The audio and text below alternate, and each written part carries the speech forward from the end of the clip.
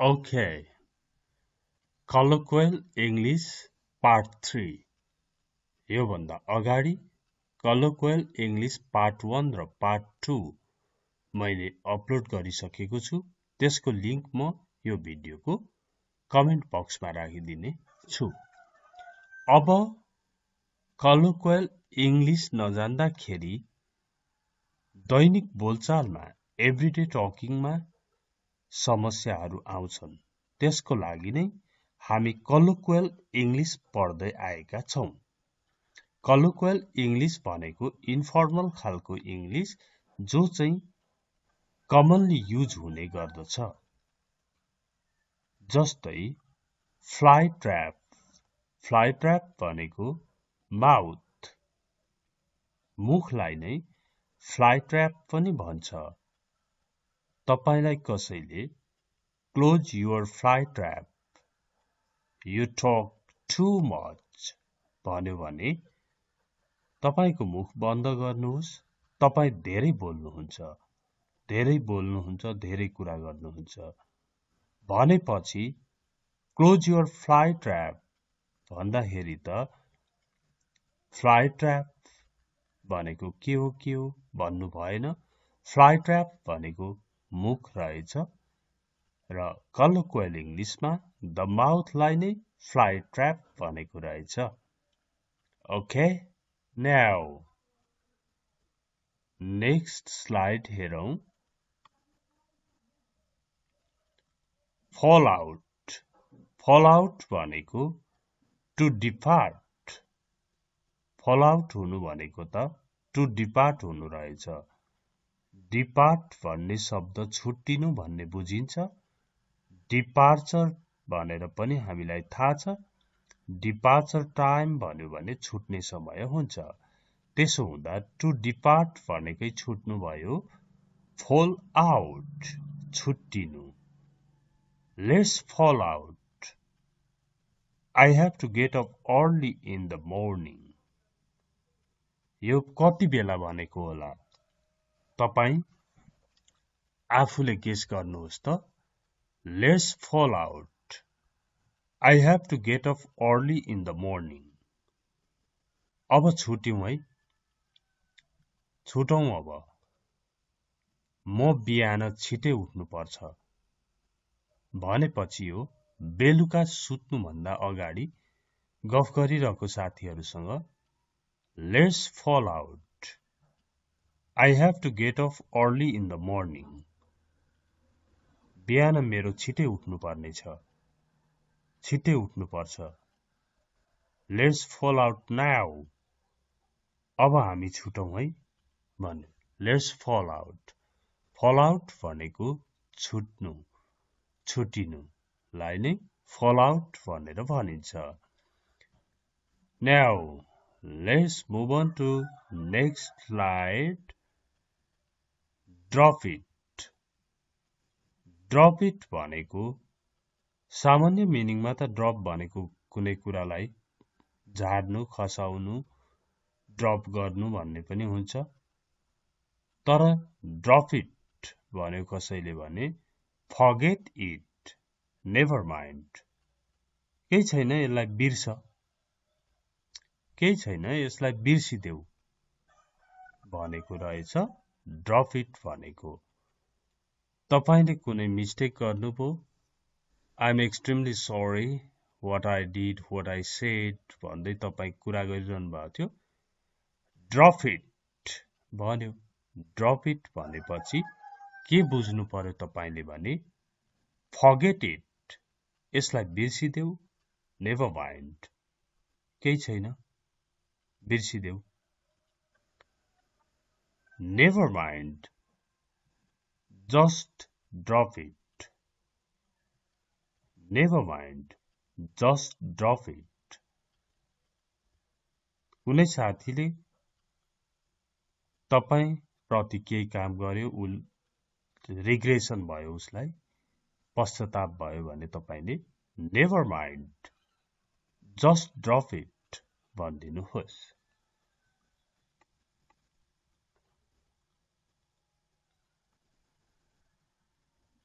Dry as dust dry as dust भनेको dull lifeless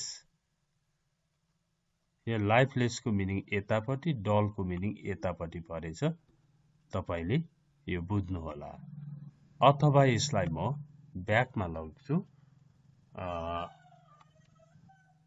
ल यो यहाँ राखिदिउँ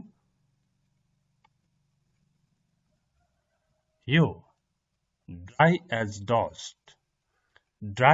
डस्ट भन्यो तपाईलाई कसैले कलोक्वल इंग्लिश हो त्यो ड्राई एज डस्ट भनेपछि डल सुस्त खालको लाइफलेस निर्जीव खालको दिक्क लाग्दो खालको एकदमै निर्जीव खालको लाई नै ड्राई एज डस्ट भनेर भनिन्छ तपाईले कुनै प्लान सुनाउनु भयो all your ideas are dry as dust तिम्रा सबै आइडियाहरू ड्राई एज डस्ट छन् भन्यो के भनेको रहेछ भनेको भन्दा त अलि डल खालका लाइफलेस खालका एकदम एक्टिभ खालका होइन डल खालका लाइफलेस खालका छन् तिम्रा आइडियाहरू यस्तो आइडियाले हुँदैन your ideas are dry as dust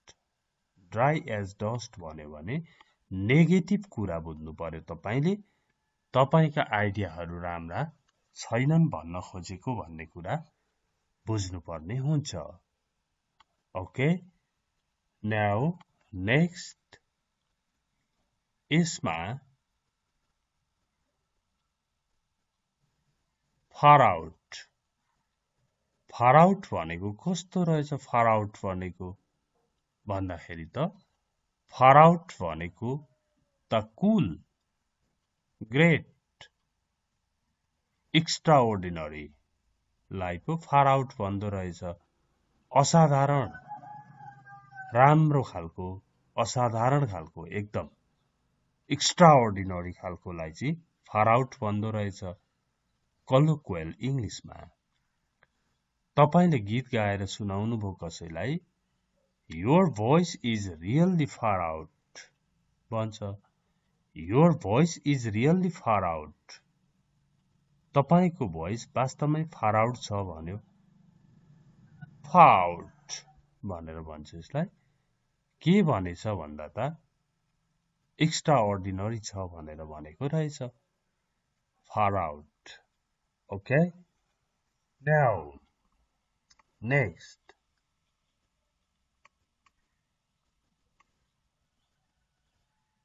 fish fight अब यो फिश फाइट भनेको चाहिँ के होला फिश माछा फाइट झगडा गर्नु लडाई गर्नु तर फिश फाइट भनेको चाहिँ के रहेछ अ फाइट बिट्विन फिमेल्स महिलाहरू बीचको झगडालाई फिश फाइट भनेर भनिन्छ fish fight There's a fish fight over by the biology building. Biology building मा फिश फाइट छ भन्छ कस्तो फिश फाइट छ भनेको भन्दा महिलाहरू बीचमा झगडा झगडा छ भनेर भनेको रहेछ There's a fish fight over by the biology building. Fish fight. I saw a fish fight while going to the office. Office तिर जाँदा मैले फिश फाइट देखेँ भन्यो कस्तो फिश फाइट देखेछ भनेर तपाईले अर्थ बुझ्नु भएन भने तपाईको रियाक्सन रेस्पोन्स कहिलेकाहीँ हाँस उठ्दो पनि हुन सक्छ कहाँ थिए त त्यस्ता फिशहरू भनेर कुरा गर्न सक्नुहुन्छ तपाईले तर फिश फाइट भनेको अ फाइट बिट्विन फिमेल्स महिलाहरू बीचको झगडा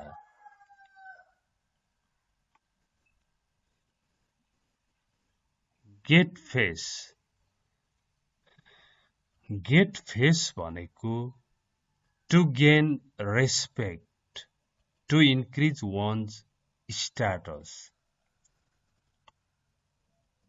Get face भनेको okay try to get face भन्यो ट्राई टु गेट फेस भन्यो तपाईलाई कसैले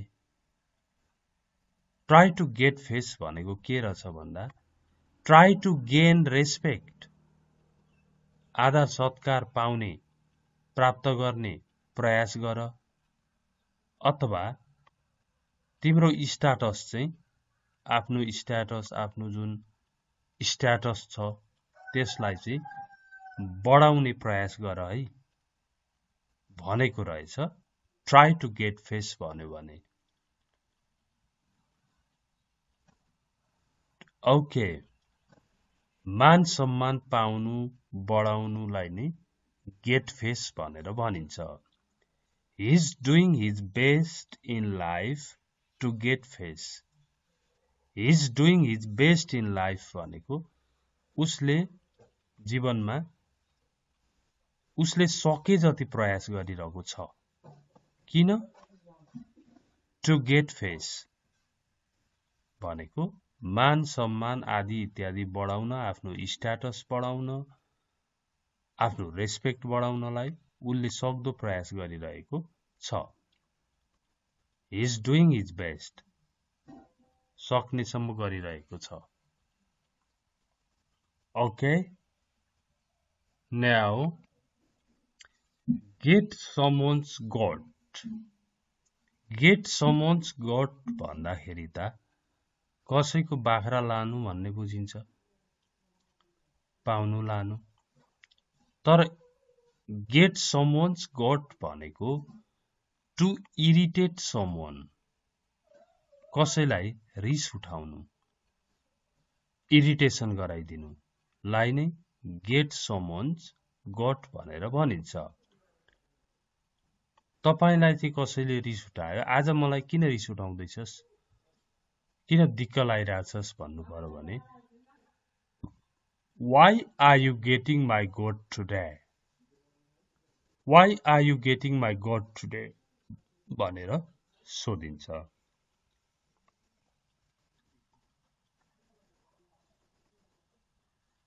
अब हेर्नु त गो द लिमिट निकै प्रयोग हुन भइरहन्छ please go the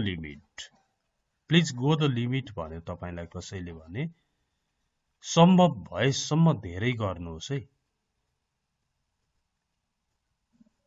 go the limit भनेको के रहेछ to do as much as possible सम्भव भएसम्म धेरै गर्नु कुनै कामलाई जेलाई पनि त्यसलाई नै गो द लिमिट भनिन्छ let's plan to do everything we can हामीले जे गर्न सक्छौं त्यो सबैको योजना बनाऊ लेट्स गो द लिमिट हामी हदैसम्म जाउँ हदैसम्म हामी गरेर हेरौं let's go the limit okay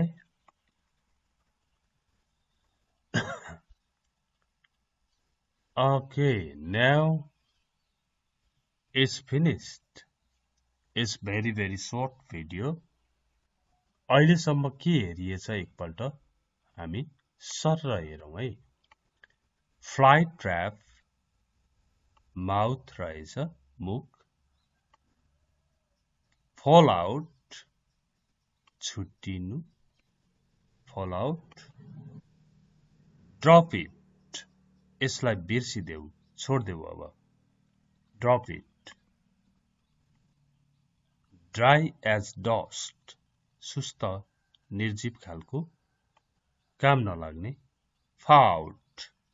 fought भनेको एक्स्ट्राअर्डिनरी असाधारण त्यस्तै फिश फाइट भनेको महिलाहरू बीचको झगडा रहेछ fish fight and get face भनेको त मान सम्मान पाउनु आफ्नो स्ट्याटसलाई अवस्थालाई बढाउनु राम्रो बनाउनु